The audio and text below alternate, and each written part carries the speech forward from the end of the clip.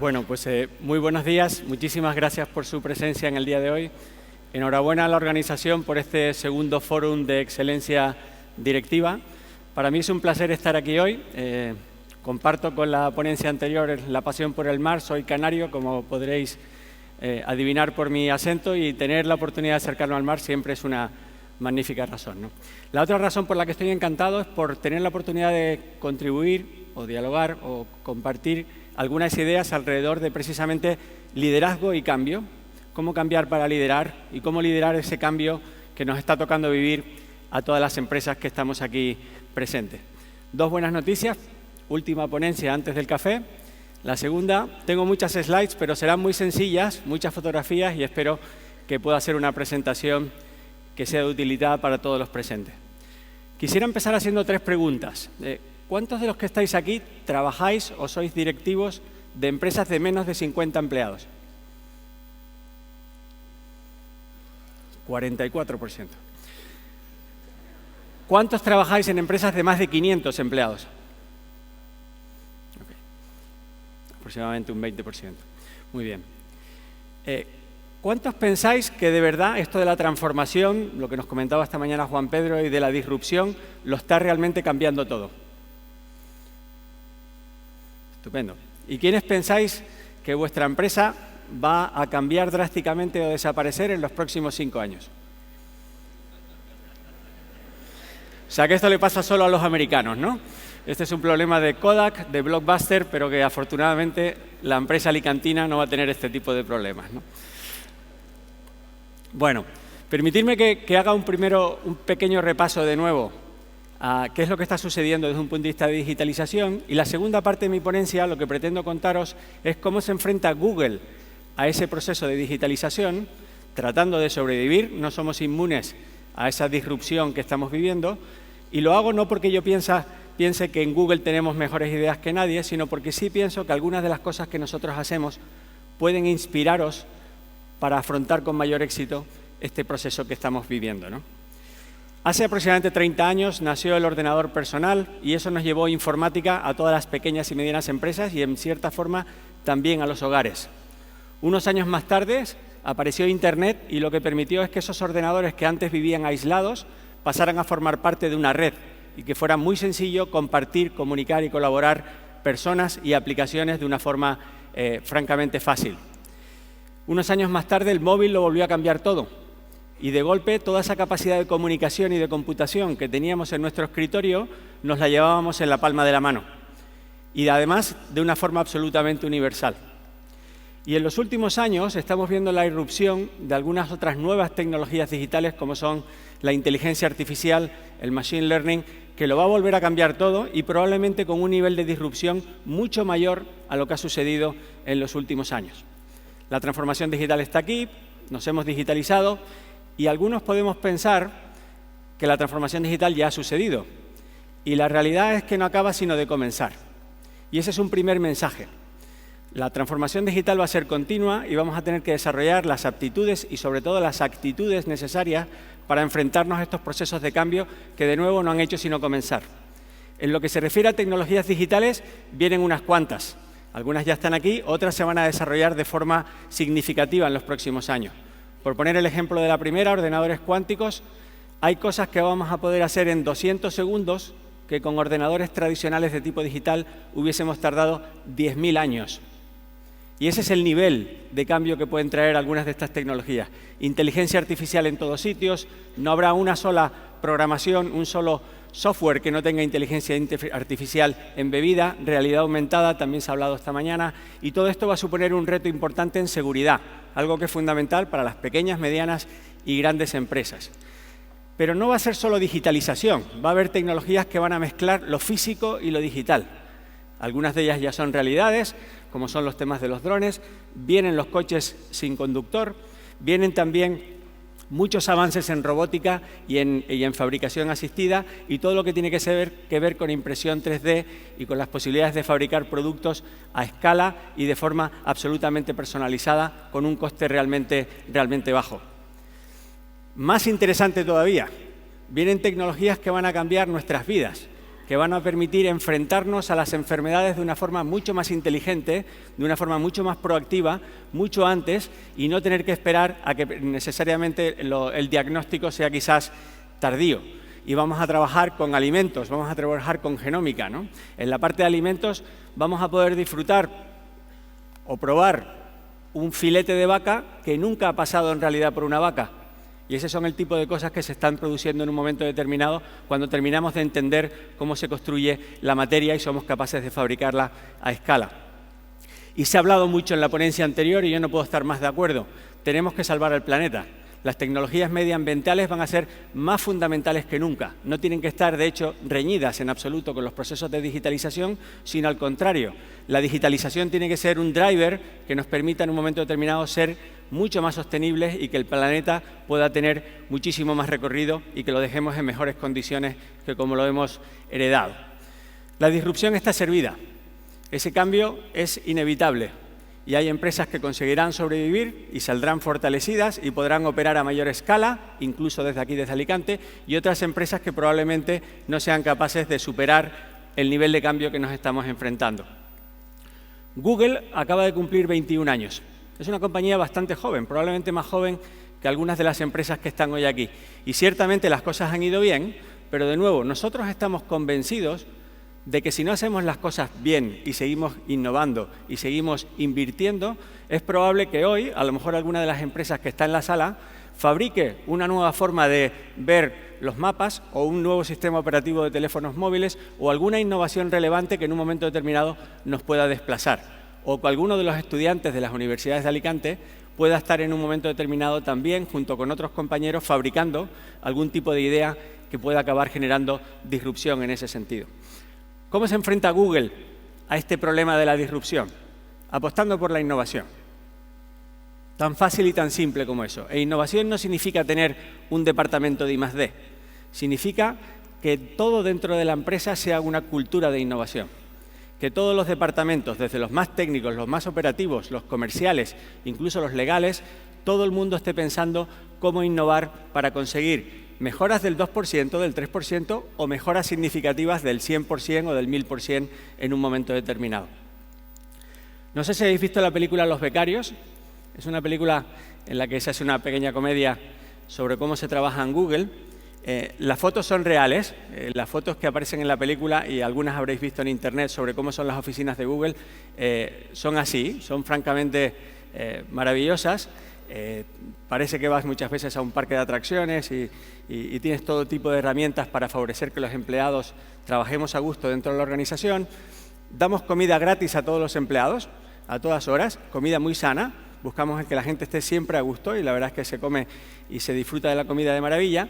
Algunos podéis estar pensando, pues si yo quiero que mi empresa de Alicante sea una empresa innovadora, lo que tengo que hacer es meter futbolines, regalar comida a todos los empleados y con eso conseguiremos que la empresa sea innovadora.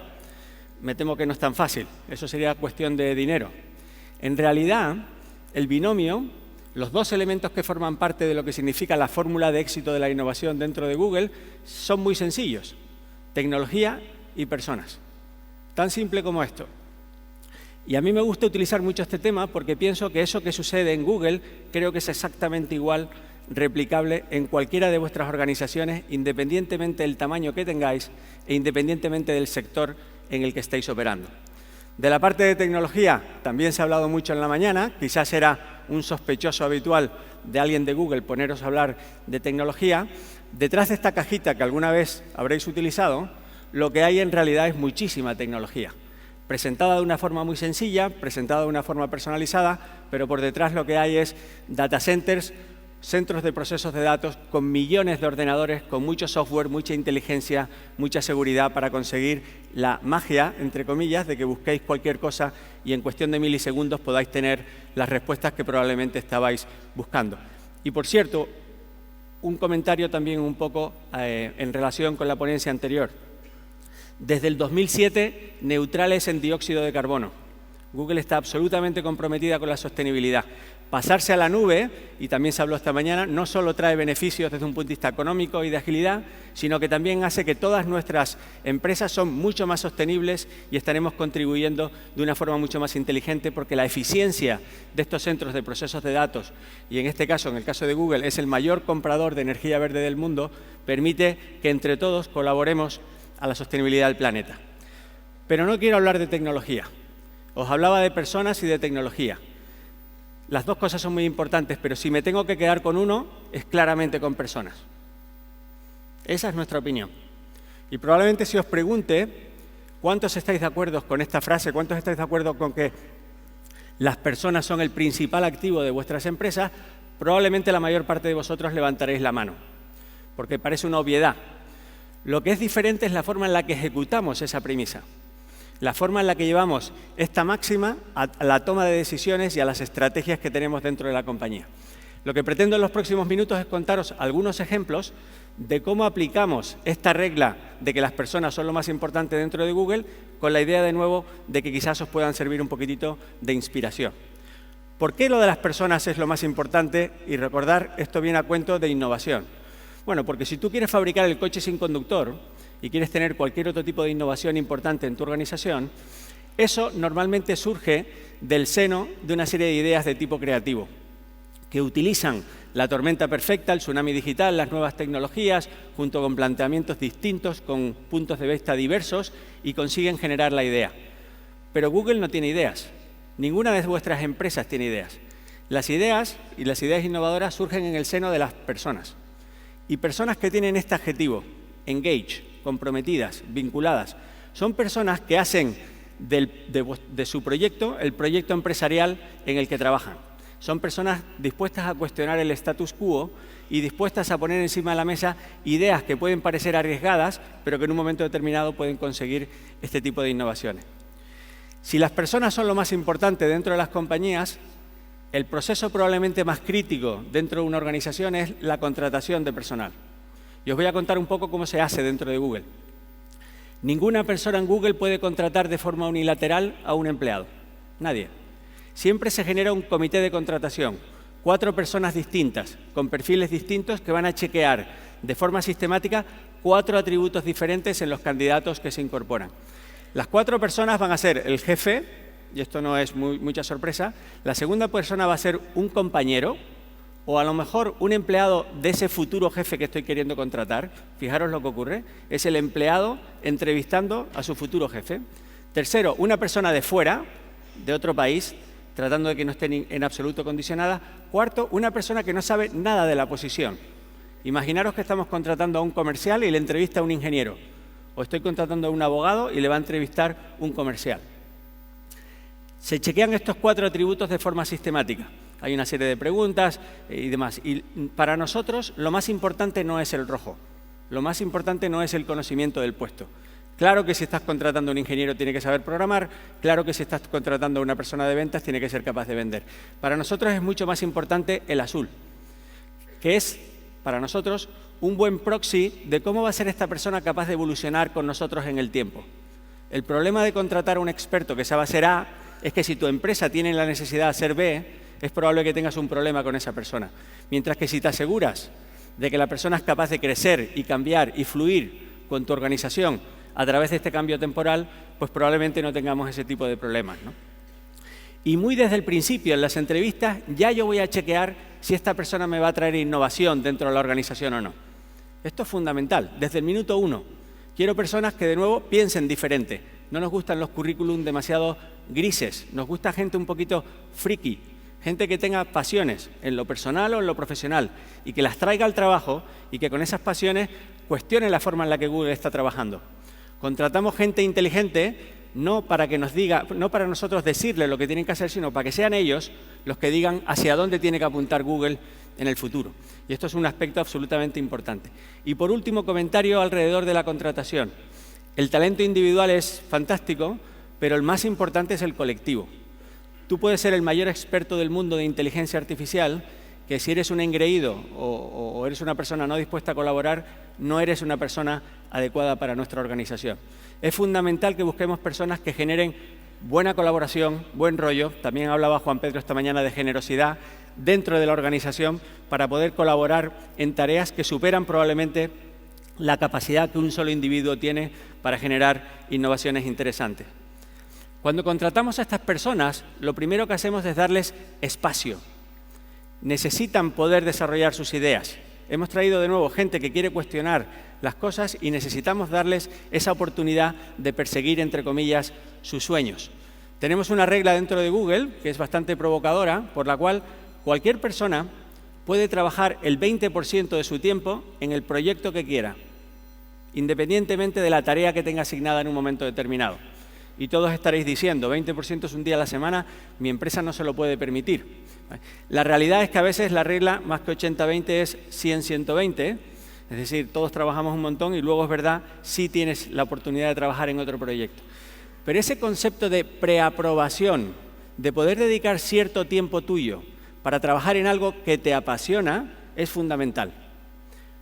El porcentaje de éxito de los proyectos de innovación, cuando haces algo en lo que crees versus cuando haces algo que simplemente te han asignado, es súper diferente. Eso es lo que le pasa a un emprendedor. Un emprendedor es una persona apasionada, como nos contaba Carlota anteriormente, y que se vuelca, que cree, que tiene esa visión y que lo que hace es perseguirla a pesar de las distintas dificultades que en un momento determinado se encuentre, ¿no? Dentro de la organización, el 20% se puede utilizar para cosas muy diferentes, pero es muy potente, por ejemplo, para rotación entre departamentos. Hay veces que la gente utiliza un 20%, estás en el departamento de marketing, quieres probar cómo es vivir en ventas o quieres probar cómo es vivir en finanzas y lo que te damos es un proyecto 20% para que puedas contribuir en el departamento de al lado. El departamento de al lado se enriquece de un punto de vista distinto, la persona comprueba si ese departamento puede ser un futuro desde un punto de vista de carrera profesional para él y la organización en ese sentido se enriquece. Y otras veces el 20% es simplemente trabajar en una ONG o contribuir de forma diferente en algún otro tipo de proyecto. En mi equipo tengo 2 chicas que lo que hacen es una vez al mes, ni siquiera llega a ser un día a la semana, se van a unos hospitales donde hay niños enfermos de cáncer con gafas de realidad virtual y ayudan a que los niños se abstraigan por completo del problema que están viviendo. ¿Podéis imaginar la capacidad que tiene eso de generar motivación dentro de estas personas? El que tu organización te ayuda a que tú puedas perseguir esa pasión o esa necesidad que tú en un momento determinado tienes, ¿no? Fundamental como inyector de innovación. Y muchas veces consigues innovaciones fundamentales. Esta en concreto que os voy a contar nació en España, o España tiene una parte de ella, ¿no? ¿Conocéis estos coches? Estos coches son los que van sacando las fotos en Street View. Bueno, pues nos pasó que un ingeniero americano de este equipo venía de vacaciones a Barcelona y lo que le pasó es que no había fotos del hotel. Y no había fotos del hotel porque las calles en las que estaba el hotel no podían pasar los coches.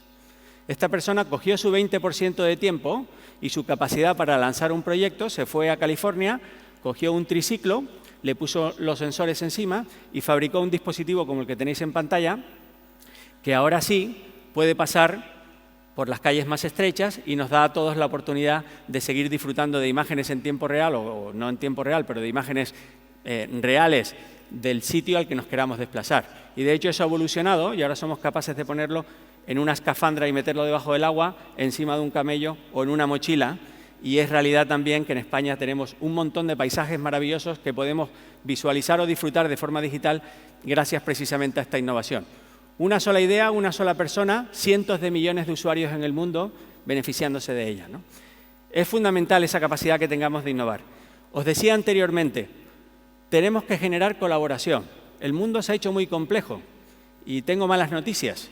Ninguno de los presidentes o directivos tiene en su cabeza todas las posibilidades y oportunidades o cómo enfrentar los riesgos que un momento de cambio como el que estamos viviendo tenemos. Tenemos que ser capaces de conectar los distintos puntos de vista de la organización y de conectar la toma de decisiones con las personas que están realmente pegando con los clientes o pegando con la fábrica o pegando con los distintos elementos. Es fundamental generar colaboración. Creemos en la regla de las 2 pizzas. Esta es una regla del presidente de Amazon que básicamente sintetiza en que, en general, los proyectos más exitosos de innovación surgen en el seno de un equipo que puedes alimentar con 2 pizzas o una buena paella, mucho más apropiado. 4, 6, 8 personas. No es más innovadora una compañía por tener 100.000 empleados. Y eso, de nuevo, nos lo están demostrando todos los días las pequeñas startups. Es un grupo pequeño de personas apasionadas, bien conectadas, colaborando, con una visión clara, con capacidad para fracasar, en el que el fracaso no sea algo que les vaya a penalizar y que son capaces de sacar adelante esa idea, ¿no? ¿Cómo generamos? Nosotros pensamos que los modelos organizativos tradicionales están completamente superados. Cierta jerarquía hace falta, pero no es en absoluto ya suficiente. Tenemos que desarrollar algunos atributos que son más populares dentro de las redes sociales, de la comunicación, de la colaboración, fundamental la diversidad.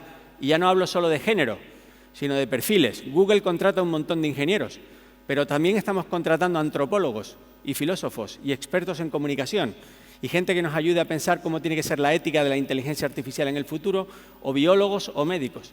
Y esa diversidad ayuda también en un momento determinado a generar innovaciones que de otra forma quizás no hubiésemos podido ver. Tratamos de compartir mucho por defecto. En nuestra página web tú puedes ver, la página web interna, cualquiera de los empleados que trabajan en la organización, su foto, cuánto tiempo lleva, etcétera. Podemos ver sus objetivos y eso me ayuda a tener la empatía de poder colaborar con esa persona porque entiendo que es importante para él. Si es mejorar la satisfacción, mejorar un producto, disminuir los costes o aumentar las ventas, ¿no? Y esa capacidad de transparencia interna es fundamental para generar esa colaboración entre los distintos equipos. Trabajamos en la nube, y lo de la nube tiene de nuevo muchas connotaciones. Quiero hacer el foco ahora en el aspecto de colaboración. Podemos trabajar en documentos colaborativos en el que con un único documento 10 personas están trabajando en simultáneo en el mismo documento y viendo y enriqueciéndose de las aportaciones de las distintas personas. Y esto tiene un montón de elementos culturales y de transparencia organizativa que ayudan y que suben el listón en cuanto a cuáles son las exigencias desde un punto de vista de trabajo colaborativo en las organizaciones. Otro buen ejemplo es el uso intensivo que hacemos de la videoconferencia. En Google casi no nos llamamos por teléfono, nos gusta vernos las caras. El 100% de las salas de reunión a nivel mundial, 100%, incluso las salas de reuniones para poder hacer una conversación, tienen videoconferencia. Hacemos 250.000 videoconferencias diarias. Eso no era posible hace unos años. Hoy puedes tener un sistema de videoconferencia en una sala por 500 €, además de que tu propio teléfono móvil o tu propio ordenador son en sí mismo ya un dispositivo de videoconferencia. Y esto hace que las reuniones sean un 20% más efectivas, porque somos más conscientes del lenguaje corporal y conecta muchísimo más a la organización. Hay compañeros con los que trabajamos en Dublín a los que no hemos visto personalmente nunca, pero que sentimos que son parte de la familia, porque precisamente de nuevo estas herramientas nos permiten conectar más en ese lado humano. Nos gusta desarrollar y fomentar determinado tipo de comportamientos, y el comportamiento del agradecimiento y de la colaboración y de ir un poco más allá de la función es algo fundamental.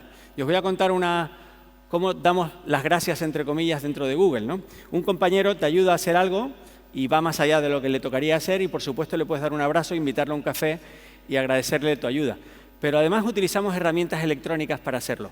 Entramos en una página como esta que tenéis en pantalla, una cosa que se llama G-Thanks. Y lo que hago es, oye, José, muchísimas gracias por hacer esto conmigo. Lo normal, esto genera un correo electrónico, se decide si quieres copiar a todo el departamento o no, si quieres copiar a su jefe o no, pero en un momento determinado le envías ese correo electrónico y agradeces de una forma un poquito más pública ese comportamiento que ha tenido de generosidad para trabajar conjuntamente contigo. Para que veáis un poco hasta dónde lo llevamos, si en vez de pulsar en el botón de kudos, pulsáis en el botón de al lado, cualquier empleado de Google puede dar 100 € a cualquier otro empleado de Google. Y es ilimitado. Bueno, creo que hay como 16 premios que puedes recibir al trimestre. Y no sale del presupuesto del departamento que dona, ni hay un límite para el presupuesto del departamento que lo hace. Es simplemente una forma, de nuevo, de premiar, en este caso con un gesto económico, lo que significa el que haya alguien colaborado y participado en algún tipo de proyecto ayudando de una forma generosa. Personalmente, a mí me gusta más incluso el que no da dinero, ¿eh? Y el otro día se presentaba una persona a una de las posiciones que tenía abiertas y venía con su currículum y con 52 G-Thanks en los últimos 4 años. En 52 ocasiones distintas, de forma espontánea, sus compañeros, no recursos humanos, no su jefe, sus compañeros habían decidido agradecer el que esta persona había tenido un gesto de colaboración. A mí me dice muchísimo respecto al tipo de atributos que estoy trayendo dentro del equipo y la forma que va a tener de contribuir dentro de la organización. Otro ejemplo también de colaboración y de transparencia dentro de la compañía. Hoy somos 120.000 empleados y estamos presentes en más de 100 países, ¿no? A pesar de esa dificultad geográfica y de tamaño, todos los jueves se celebra un evento que se llama TGIF. Thanks God It's Friday, pero se celebra los jueves. Y se celebra los jueves simplemente para que nuestros compañeros en Asia también puedan participar del mismo. Una cafetería en California, 200 personas caben en la cafetería, micrófonos en la cafetería, y todos los jueves del año la presidencia de la compañía, la dirección general de la compañía, los máximos directivos de la compañía dedican 1 hora y media de su tiempo a contar algo al resto de empleados. Y el contar algo puede ser el nuevo lanzamiento de YouTube, un nuevo dispositivo móvil, cómo estamos afrontando las políticas de inmigración de Donald Trump o qué estamos haciendo en sostenibilidad. Cualquier tema. Nos permite a todos de esa forma participar en ese tipo de conferencias. Los que están físicamente en la cafetería, perfecto, los demás la podemos ver en remoto y podemos participar de la misma. Es una compañía muy diversa en cuanto al conjunto de proyectos en los que estamos trabajando, pero este tipo de iniciativas nos dan la oportunidad de estar siempre un poco al día respecto a qué es lo que está la compañía haciendo y qué es lo que está pensando. Más interesante todavía que eso, se genera siempre un turno de preguntas y respuestas de 30 minutos. Y vosotros diréis, ¿cómo se hace un turno de preguntas y respuestas de 30 minutos con 6.000 personas conectadas, 200 físicamente y 5.000 y pico en remoto, para que eso funcione de una forma sencilla? Tecnológicamente es una tontería, una página web en la que tú vas y escribes tu pregunta. Pero no solo escribes tu pregunta, sino que puedes votar sobre las preguntas de tus compañeros.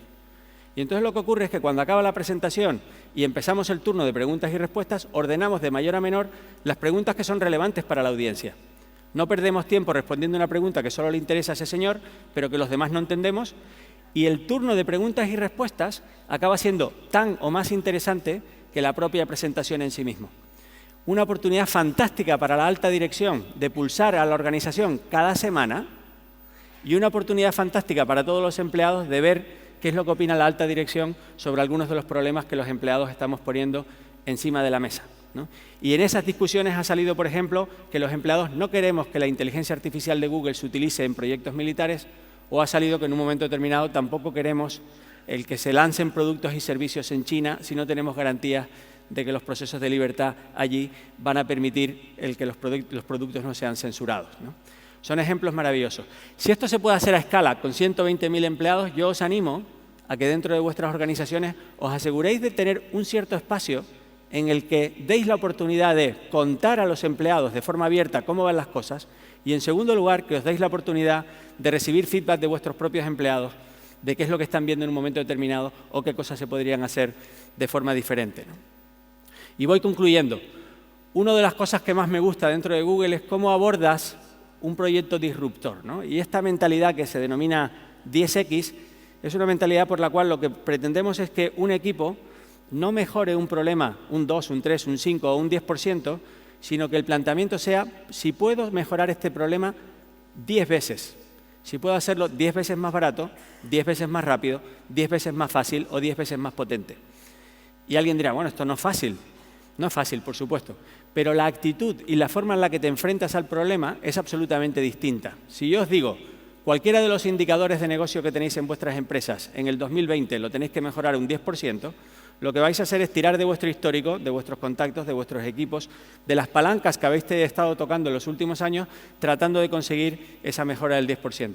Si el planteamiento es de multiplicar por 10, no os sirve nada de eso. Probablemente empezaréis a hablar con gente diferente y os haréis el planteamiento de ¿cómo resolvería esto alguien de otra industria? ¿O cómo resolvería esto no un ingeniero, sino un filósofo o un arquitecto o un biólogo? Y en ese proceso de buscar y pensar de forma distinta, haceros la pregunta de si esa tormenta digital que veíamos anteriormente hace posible que cosas que hace unos años no lo eran, hoy sí se puedan hacer de una forma diferente. ¿Es fácil conseguir un por 10? Ni mucho menos.